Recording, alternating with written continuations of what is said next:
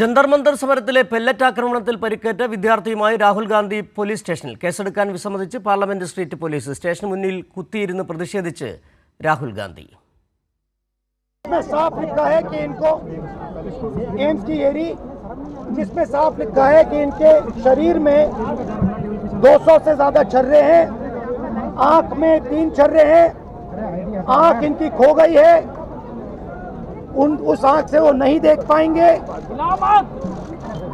और इनके दिल के पास, बिल्कुल दिल के पास छर्रे हैं जो छुए नहीं जा सकते हैं। 13 अगस्त से इनको एक पुलिस स्टेशन से दूसरे पुलिस स्टेशन में भेजा जा रहा है।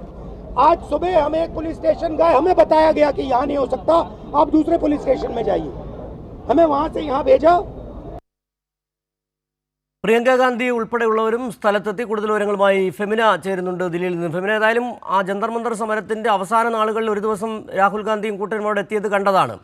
ഇപ്പോൾ വളരെ പെട്ടെന്നൊരു ദിവസം ഇതുമായി ബന്ധപ്പെട്ട് വലിയ നിയമപോരാട്ടങ്ങൾ നടക്കുന്നു. ഇടതുപക്ഷ പാർട്ടികളടക്കം വലിയ നേരത്തെ തന്നെ പെല്ലറ്റ് ആക്രമണവുമായി ബന്ധപ്പെട്ട് വലിയ പ്രതിഷേധങ്ങൾ സംഘടിപ്പിക്കുകയും ചെയ്തു. ഇപ്പോഴെന്താണ് രാഹുൽ ഗാന്ധി വളരെ പെട്ടെന്ന് ഈ ഒരു പ്രതിഷേധവുമായി രംഗത്തെത്തി? എന്താണ് നിലവിലെ സാഹചര്യം?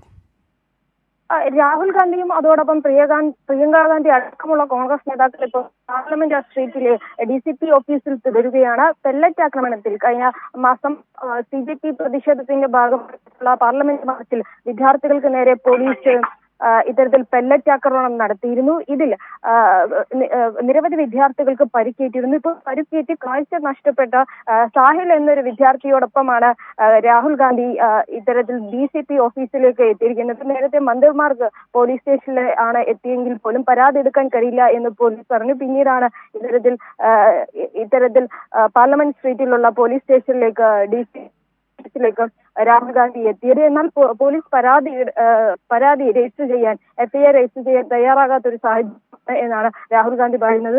മുകളിൽ നിന്നുള്ള നിർദ്ദേശമുണ്ട് എന്നാണ് രാഹുൽ ഗാന്ധി വ്യക്തമാക്കുന്നത്. നേരത്തെ കേന്ദ്രമന്ത്രി കിരൺ റിജിജു ഇത്തരത്തിൽ പെല്ലറ്റ് ആക്രമണം നടന്നിട്ടില്ല എന്ന് പറഞ്ഞിരുന്നു. പെല്ലറ്റ് ആക്രമണം നടന്നിട്ടില്ല എന്ന് ആയിരുന്നു കേന്ദ്രമന്ത്രിയുടെ വിശദീകരണം. എന്നാൽ ദില്ലിയിലെ വിവിധ സർക്കാർ ആശുപത്രികളിൽ നിന്ന് ഉള്ള മെഡിക്കൽ റിപ്പോർട്ടുകളിൽ നിന്ന് വിവരാവകാശ നിയമപ്രകാരം